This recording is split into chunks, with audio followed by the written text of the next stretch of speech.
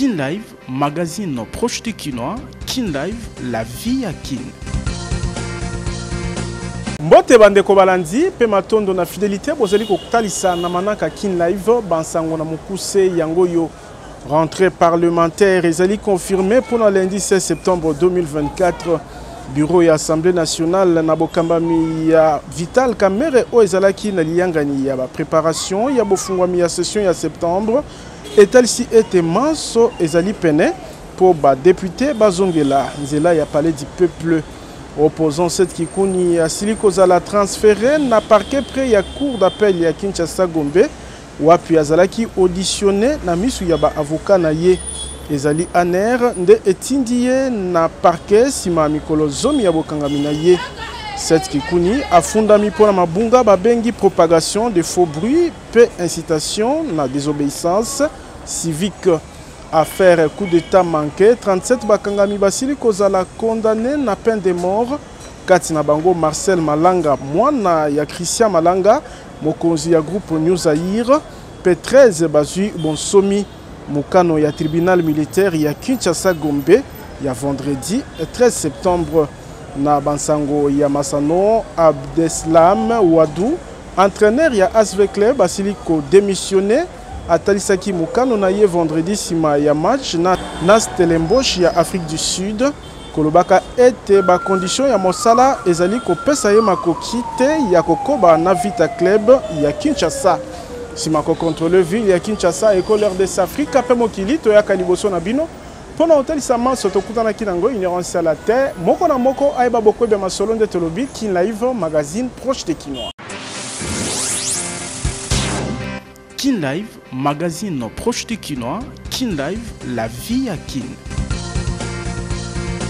Mbote Kinshasa, papa mama bana Congo démocratique, bipai biso bozali kolanda manaka Kin Live.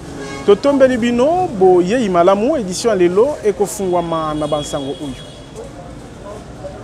Mokonzi ya mboka Félix Tshisekedi Tshilombo akambaki réunion interinstitutionnelle wapi balobelaki mambi ya ba secteur nyonso.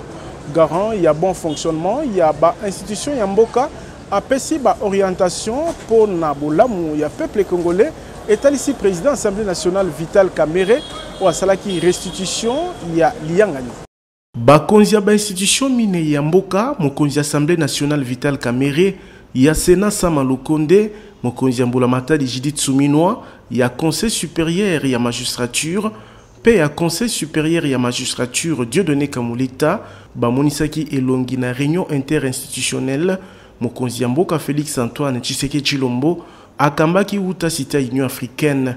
Na liyangani ya motuya oyuzwa kingunga molai, nzinga ya institution ya yambo président de la République, balobelaki mambi matali bolamu ya mboka, ndakisa na économie, sociale, sécurité, justice, santé, paix, éducation. Nakoyoka honorable président de l'Assemblée nationale Vital Kamerhe, mokonzi ya mboka apesi ba orientation ya motuya. Nous avons souligné aussi la question qui est déjà prise en charge au niveau du gouvernement, et ça c'est le président qui l'a rappelé, de voir les prix des biens de première nécessité baisser sur le terrain, et cela en préservant la stabilité du cadre macroéconomique. Le président de la République a souligné aussi la nécessité d'avoir un système financier cohérent avec les objectifs du développement.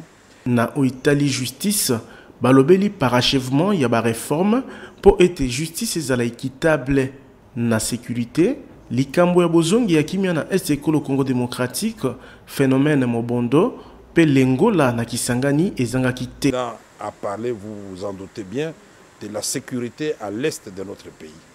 La façon de mettre fin à cette guerre avec la montée en puissance de l'armée, mais aussi comment protéger nos populations et leurs biens en parlant de la police professionnelle que nous devons absolument encourager, dont nous devons encourager la mise en place. Et il a parlé aussi des autres poches d'insécurité, notamment avec le Mombondo, le conflit de l'Angola et l'Angola à Kisangani. Réunion interinstitutionnelle Oya Yambo et Zangakite Kolobela. Parachèvement et un processus électoral que betaka certains likambo ya ba conseillers communaux. Si la question des conseillers communaux a été soulignée, Et les instructions claires et les orientations nous ont été données par le président de la République pour voir comment ces conseillers communaux vont coexister d'abord avec les bourgmestres qui sont là et ensuite avec les bourgmestres qui eux-mêmes vont élire. Liangani oya motuya elengelami engebene etinda ya mobeko likunzi na article 69 o epesi mokonzi ya mboka makoki ya kolandela etamboli malamu ya ba institution ya mboka tolobi Tibokoyoka. Nalobaki yango na ebandeli rentrée parlementaire ezali confirmé pour na lundi 16 septembre 2024 bureau ya Assemblée nationale na bokambami ya président Vital Kamerhe oyo ezalaki na liyangani ya mosala etalisi ete manso mabongisami po ba députés nationaux bazongela nzela ya palais du peuple. Engebene mobeko likunzi na article 115 rentrée parlementaire dans l'Assemblée nationale et causala lundi 16 septembre 2024 pambate le 15 septembre et quoi dimanche. Ezali maye rapporteur Jacques Njoli et Sengekeli atalisi sima ya liyangani ya bureau ya suku ya Siaba Kelmibeko et kambamaki na président Vital Kamerhe na pokwa ya vendredi 13 septembre na liyangani oyambaki pe ba au cadre ya administration Assemblée nationale ba membre ya bureau Kamerhe balobelaki na molai mambi manso etali mabongisami ezala ya technique pe organisationnel na tina ete bofungwami ya session ya sika o ezali budgétaire et les kamalamu. Le bureau de l'Assemblée nationale présidé par l'honorable Vital Kamerhe s'est réuni donc cet après-midi. Un point important était inscrit à l'ordre du jour, c'était le préparatif de la rentrée parlementaire qui aura lieu le lundi 16 septembre 2024. Cette session sera essentiellement budgétaire. Au niveau du gouvernement, je crois qu'ils sont pratiquement fin prêts parce que l'avant-projet budget a déjà été adopté en Conseil des ministres. Cet avant-projet sera incessamment déposé à l'Assemblée nationale pour faire l'objet, n'est-ce pas, d'examen au sein de l'Assemblée, de l'organe législatif. Mais pour que cette session budgétaire puisse se tenir, il fallait passer en revue toutes les questions liées aux préparatifs d'abord techniques, à savoir l'état de la salle et l'état des autres aspects organisationnels de l'ouverture de la session. Nalikambo tali calendrier ya session ya septembre, libanda ya budget, likambo ya sécurité na est ezali na kati ya ba priorité. Point relatif au contenu de cette session qui va se tenir à une période cruciale de notre vie institutionnelle. Et sur ce point-là, la priorité du calendrier sera accordée aux questions liées à la sécurité et à la réforme de notre système de sécurité, à son renforcement, aux questions liées à la sortie des crises à l'Est. Nakoyoka professeur Jacques Njoli, Naliangani Oyo, bureau emoni ete manso mabelemi, pe etikali kaka adoption na plénière, yaba option oizwami. Tolobi, Tibokoyoka. Totikala na Assemblée nationale, relation bilatérale kati na Égypte pe Congo démocratique, mboka ya Pharaon, elingi ko renforcer coopération parlementaire na Kinshasa na lolenge oyonde président Assemblée nationale Vital Kamerhe ayambaki ambassadeur ya Égypte na ekolo Congo démocratique oyamimaki invitation ya président ya chambre de représentants égyptienne Gebali Anafi. Mokonzi Assemblée nationale professeur Vital Kamerhe ayambaki vendredi na ndakuna ya mosala na palais du peuple ambassadeur ya Égypte na ekolo Congo démocratique Echam Abedel Salam El Mekwad. Ayaki kopesa invitation ya homologue na ya Égypte, Dr Anafi Gebali, président ya chambre de représentants. Na mokanda yango, mokonzi ya suku bakeli mibeko ya mboka Pharaon, atalisi mutuya ya invitation kotala boyokani malamu o ezali kati na bikolo nyonso mibale na ba domaine ebele ya coopération o esengeli na enrichissement ya vision pour na bolamu ya banso. C'était pour donner à son excellence l'invitation de son homologue égyptien, une invitation pour Monsieur le Président pour visiter l'Égypte autant qu'il lui convient, avec une délégation de l'Assemblée nationale. Bien sûr, réceptif et très positif pour cette invitation. Et on a eu aussi le temps de discuter un peu sur les relations bilatérales entre les deux pays qui sont à un niveau excellent et stratégique. Koyanolaka na homologue na ye ya Égypte, professeur Vital Kamerhe andimi ko visiter mikolo mizali koya Caire, capitale Égypte. Nangambo mosusu atalisi motuya ya ko renforcer to ko kembisa boyokani kati na bikolo nyonso mibale. Na bokutani oyo, ambassadeur égyptien a rappelé na mokonzi Assemblée nationale ba projet bilatéral o ezali kozela bokoti na yango na misala ndakisa na domaine ya énergie propre et renouvelable, ba infrastructure, recherche scientifique, transport na kobongisa chemin de fer Kinshasa Matadi pe kobongisa ndambo ya ba aéroport ya mboka Congo démocratique. Tolobi Tiboko Yoka. Affaire coup d'état manqué, 37 bakangami basili kozala condamné na peine de mort.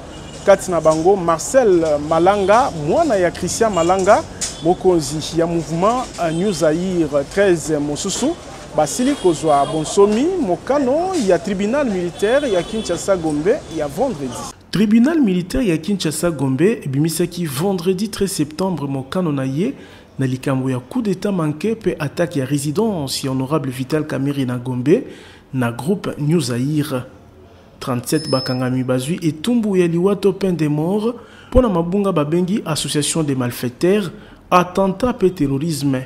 Katina bango Marcel Malanga, mwana ya Christian Malanga, Tiller Christian Thompson, Zalman Poloum Benjamin, Pentseka Mbweta Ruffin. Expert militaire Jean-Jacques Wondo, Yepe Lokola asili kozala condamné à mort pour une association de malfaiteurs pe attentat. Basusu bazui bitumbu ya 20 ans ya boloko pour la détention illégale ya minduki ya bitumba. 13 misusu basili kozwa bonsomi pour mabunga ya association de malfaiteurs, attentat pe financement ya terrorisme ezalaki prouvé. Katina bango oyo babengi hôtel chez Momo, mukolo établissement Matamagi, Judith Mukeba, Mboyo Adolphe, ba chauffeur ya babis ememaki bakangami pe gérant Faustin Egwake, Nambemba Ndo Namado oyo akombolaka palais de la nation. Na kosamba na bango bakangami mingi batalisaki ete batindaki bango na makasi ya koparticiper na attaque. Argument oyo endimamaki te na tribunal. Tolobi Tiboko Yoka. Nalobaki yango na ebandeli opposant 7 kikuni ya sili kozala transféré na parquet près ya cour d'appel ya Kinshasa Gombe na pokwa ya vendredi 13 septembre 2024 na koyoka ba avocat na ye ezali aner nde aibin na kotindika ye kuna sima mikolo zomi ya bokangami na ye. 7 kikuni afundami po na libunga babengi propagation ya ba faux bruit pe incitation na désobéissance civique. Likambo oyo ba avocat na ye batalisi ete ezali bosolo te. Kin Live, magazine proche du Kinois. Kin Live, la vie à Kin. Na liangani ya comité ya conjoncture économique mbulamata de Kolo Congo démocratique sepeli po na bokiti ya inflation pe elaki kozwa mikano po na kobundisa moyibi na kanyaka na ba frontière ya Kolo Congo démocratique. Mambi mibale ya mutuya esimbaki liangani ya comité ya conjoncture économique jeudi 12 septembre na bokambami ya mokonzi ya mbulamata di Judith Suminwa Tuluka. Ezali observation ya consolidation ya cadre macroéconomique pe bokembisi ya ba méthode ya kobundisa kanyaka na mboka. Gouvernement Suminwa enote bokiti ya inflation na consolidation ya franc congolais pe elaki kokoba na bokasi pona ko favoriser ba investissement na mboka etalisi vice premier ministre ya plan Guilain Nyembo ou asalaki compte rendu ya liangani o ya musala. Deux grands points se détachent dans les discussions d'aujourd'hui. Le premier point, c'est l'observation de la consolidation de notre cadre macroéconomique. Donc nous avons constaté que l'inflation continue à baisser pour la 4e semaine consécutive, mais il y a aussi le franc congolais qui se consolide. À côté de ça, il y a la nouvelle sur la croissance qui s'affirme autour des 6%, ce qui est une bonne nouvelle. Mais comme vous pouvez le comprendre, nous n'allons pas nous satisfaire de ces résultats. Nous continuons les efforts, essentiellement sur la discipline budgétaire, mais aussi sur les grandes questions d'encadrement structurel. Mboula Matadi, ezali kolenge la feuille de route ya sika pour kotambusa ba réforme natina ya kobongisa climat des affaires. Liangani ya comité ya conjoncture économique esangisaki nzinga ya premier ministre Judith Suminwa Tuluka, vice-premier ministre ya plan Guilain Yembo, ministre d'État ya budget Emeboji Sagara, ministre ya mine Kizito Kapinga Mulume, ministre ya portefeuille Jean-Lucien Boussa, ministre ya commerce extérieur Julien Paluku, pe vice-ministre ya finance Onej Nsele Mimpa. Tolobi Tiboko Yoka. Désormais, comité national y a protection contre rayonnement ionisant et du siège na Yemoko wapi centre ya recherche scientifique et kozala na Ngumba Mokonzi Kinshasa. Ministre ya recherche scientifique et innovation technologique Dr Gilbert Kabanda nde aibaki na ko inauguré yango. Immeuble ya 3 niveaux etongami na quartier Funa na commune ya Limité nde adresse ya sika wapi bakouche socio-professionnelle basengeli komesana na yango kolandisama na maimatali recherche scientifique pambate awande Seine Peri Kinshasa et kocha ba différents services kotala mutuya ya secteur ya réglementation nucléaire.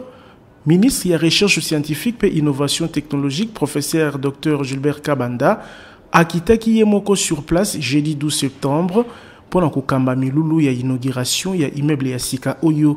Sima ya kumipesa longoni ya lolenge comité national ya protection ya rayonnement ionisant ezu esika nango moko Florimo Kabanda mokambi ya Saint-Péry oyo apesaki longoni na basali kolandisama na bokasi basali atalisi ete science o ezali lumière dans esika ya molili esengeli etambusama na bokebi pe ezala na esika ya malamu. Une institution dotée d'un pouvoir coercitif chargé de superviser l'utilisation de la radioactivité en République démocratique du Congo. Cette autorité n'est pas simplement un organe de contrôle. Elle est la gardienne de notre sécurité nucléaire, l'arbitre de nos choix et le garant du bien-être de notre communauté face aux risques nucléaires. Ce bâtiment a pour vocation d'être un lien de sagesse et de travail. Nous devons promouvoir un avenir où les fruits de notre travail sont accessibles à tous. Mes chers agents et cadres, nous avons aujourd'hui l'opportunité d'ouvrir une nouvelle page dans les livres du savoir. Une page où progrès et travail avancent main dans la main. Continuons ensemble à écrire cette histoire avec la conviction. Dr Gilbert Kabanda Kouringa, ministre de la Recherche scientifique et innovation technologique, a bengamaki ya kokata ribon symbolique na misu ya président ya conseil scientifique Pius Mpiana pe ya bakadre belé ya Saint-Péry oyo batondisami na Isengo. Sima, ministre ya Recherche scientifique a salaki visite guidée na ba différents bureaux pe basali ya immeuble oyo na explication ya président ya Saint-Péry. Utabo kominaye na mutu ya ministère ya Recherche scientifique professeur Dr Gilbert Kabanda azali komi pesa butu moi pona kotombola secteur oya mutu ya namboka. Tolobi Tiboko Yoka. Bayekoli ya complexe scolaire Mama Pemba babengami ya kolinga pe koto sanzambe pona koliki ko bénéficier intervention rapide na ye na tango ya likambo mateya ya frère Mabiala na culte scolaire il y a vendredi 13 septembre.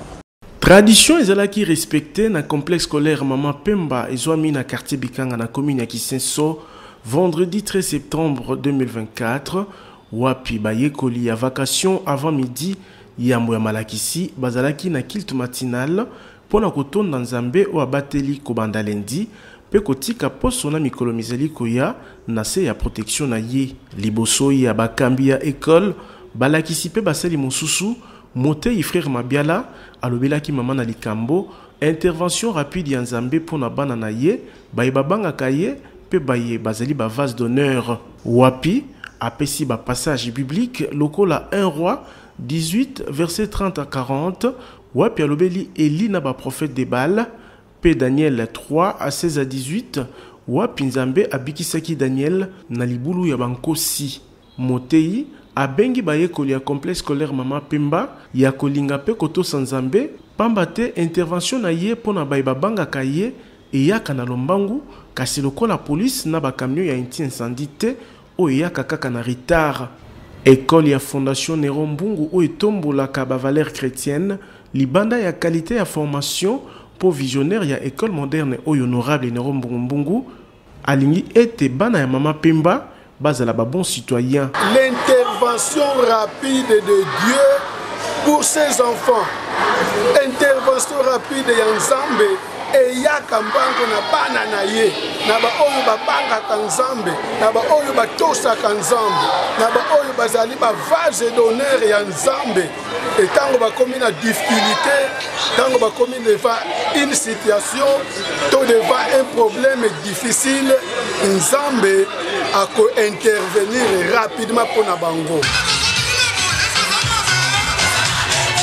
Louange pe adoration ezalaki au rendez-vous pe motei apambolaki bana balakisi pe honorable Nero Mbungu initiateur ya complexe scolaire Mama Pemba tolobi Tibokoyoka. Kobembuka na mikili États-Unis, Canada, Europe, l'espace Schengen est commis facile. Naboka si agence de voyage Tour du Monde Service ou ezali kopesa visa na moto ou alingi ko voyager. Festival ya ba visa ezali kokoba na agence de voyage Tour du Monde Service. Sima ya ko faciliter ba papa ba mama bilenge basi pe mibali ebele ba visa ya mboka Canada pe États-Unis d'Amérique. Mokonzi ya visa na Kinshasa pe na RDC TMS abuki barrière ya espace Schengen na Europe. Lokola na TMS ratakate Mama Monica Botembe oyo alembi koluka nzela mikili ya poto azwaki visa Schengen na pete na mikolo ya kotanga. Tala mama akomi ngebungebo.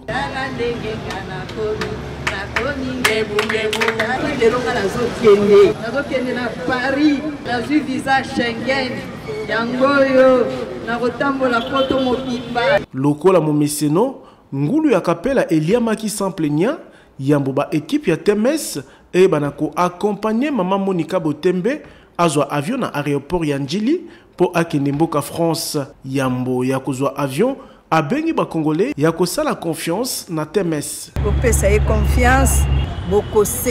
Mama Monica Botembe ye wana na mapata direction Paris na France lokola na film a commis destination na sourire. TMS merci na commis Paris. Tala na Tour Eiffel ba photo eke ezongi olembi koluka visa Schengen ozwakate mobikisi agence de voyage Tour du Monde Service eye pona kosunga yo ozwa visa na mwangonga moke. Bureau ya Tour du Monde Service ezwami na numéro 5151 ya balabala Kasavubu, quartier Matonge 1, commune ya Kalamu. Tolobi Tibokoyoka. Ba inscription ezali kokoba ya ofele na complexe scolaire Mama Pemba olingi mwana na yo atanga na école moderne o ya Fondation Nero Mbungu ezwami na kisenso kima na lombangu po ba place ezali limité. Avenir ya bana esimbami na éducation pe formation bazali kozwa lelo yango ezali koleka na malakisi ya qualité lokola na complexe scolaire Mama Pemba école moderne o etongama na ba norme ya standard international et fungoli déjà ba porte pour na ba inscription gratuite c'est-à-dire ya ofele pour na ba nouveaux élèves na année scolaire 2024-2025 mwana kofuta talumeya te andimami na école moderne o ya Fondation Nero Mbungu. Na ba section pe option d'akisa maternelle, primaire, éducation de base, pe humanité na latin philo, chimie biologie, pédagogie générale, commerciale et gestion, coupe et couture, mécanique générale, électricité générale, construction pe électronique. Na complexe scolaire Mama Pemba, anglais na informatique ezali obligatoire, kobanda na maternelle kino humanité. Pour la pratique, Mobanga na atelier et tonda ba matériel moderne ndakisa ya coupe couture, mécanique générale, électricité générale, électronique, pe laboratoire moderne pour na ba yekoli ya biologie chimie. Papa mama, kozala ki dibate pour na complexe scolaire Mama Pemba, inscription ezali ya ofele.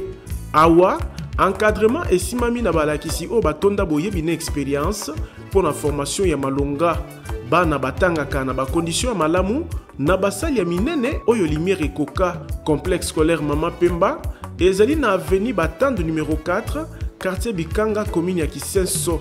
Okoki kobenga na numéro 089 38 45 291 topé na 090 32 94 821. Na complexe scolaire Mama Pemba, Dieu est notre force. Tolobi Tibokoyoka. Na bansango ya Masano, Abdeslam Wadou, entraîneur ya ASV Club, asili ko démissionné na ebonga na ye mokano oyo atalisaki yango vendredi sima ya match na Stellenbosch ya Afrique du Sud. Kolobaka ete ba condition ya mosala ezali ko pesa ye makokite ya kokoba na ASV Club ya Kinshasa. Sima kokwe na mingete mibale na Libungu Toulou vendredi, liboso ya Stellenbosch et Afrique du Sud, na match aller ya 16e de finale ya Coupe ya Confédération ya CAF, Abdeslam Wadou, entraîneur ya Vita Club, asili ko démissionné. Atalisaki yango na conférence de presse sima ya match, kolobaka ete ba condition mosala azali kobika ezali pasi. Nazali entraîneur professionnel, kasi nakoki lisusu kokoba na ba condition oyo te. Nazangi 6 joueurs kaka pona passeport. Izalaki match nanga ya suka pe na tombeli équipe Bolamu Nyonso et lobaki il est désormais ex-entraîneur ya AS Vita Club. For me it was last game here and as a coach, professional coach, I cannot continue in that conditions, you know, to come before the game. For not 24 hours before, 14 hours before, and with maybe 4 or 5 player titular missed in that team because the problem of passport. It's a very difficult job for me. So it was my last game, so I wish the best for my team next week, and I think Nabokambi na ye club vert noir ya Kinshasa ezalaki na kokoso ya kopesa ba résultat malamu wuta championnat national édition 2023-2024 wapi ASV Club azalaki classé 5e na playoff. Soki Vita alongaki qualification ya compétition africaine ezali pona elonga na ye na Coupe du Congo. Boyeba ete dimanche 22 septembre ezali koya AS Vita Club akoyamba na Stade des Martyrs Stellenbosch et Afrique du Sud na cadre ya match retour ya Coupe ya Confédération africaine. Tolobi Tibokoyoka.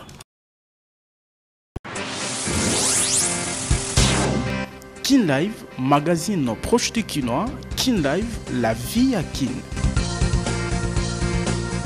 Magazine Kin Live Suki Awa, tozalaki ne sengo ko présenter bino ango bo meseno. Na kombo ya équipe technique rédactionnelle, totondi bino pour la fidélité. Sima caméra zalaki Fabrice Bengo, botika la nakima na bota na bino Kin Live ezali kokoba. Kin Live, magazine proche du Kinois. Kin Live, la vie à Kin.